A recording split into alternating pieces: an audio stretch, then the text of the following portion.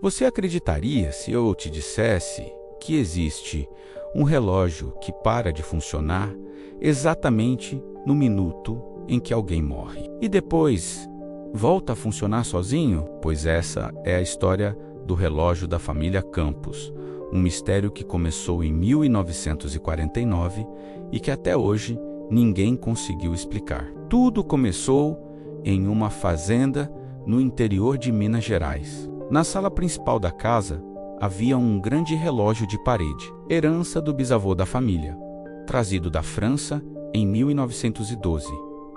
Era um relógio robusto, de pêndulo, desses que batem a cada hora. Durante décadas, ele funcionou perfeitamente, marcando o ritmo da casa. Mas, no dia 23 de agosto de 1949, algo estranho aconteceu. Por volta das 14h15, o ponteiro simplesmente parou. O curioso é que, naquele exato momento, o patriarca da família, Antônio Campos, sofreu um infarto fatal no quarto ao lado.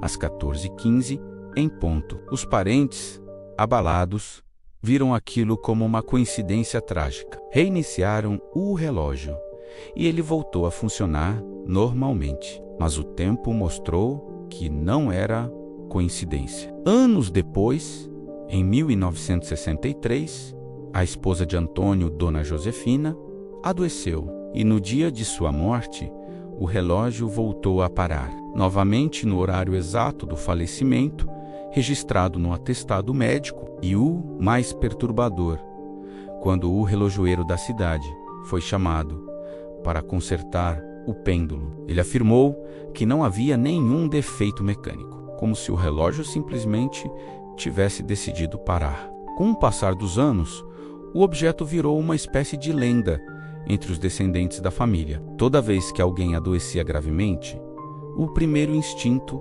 era olhar para o relógio. E, de forma quase sobrenatural, o padrão se repetia.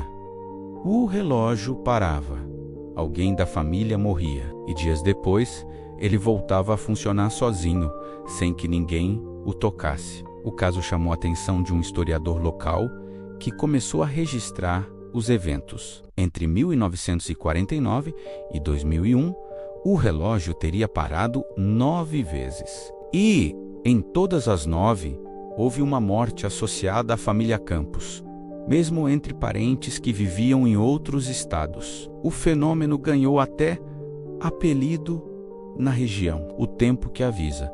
Mas o que mais intriga é o que aconteceu na última vez que ele parou. Em 2001, o relógio travou às 3h27 da madrugada e pela primeira vez ninguém morreu naquele dia. 3 dias depois, durante uma tempestade, um raio atingiu a casa e destruiu a parede onde ele estava pendurado. Quando os destroços foram retirados, o relógio estava intacto, mas os ponteiros haviam voltado sozinhos para 3h27.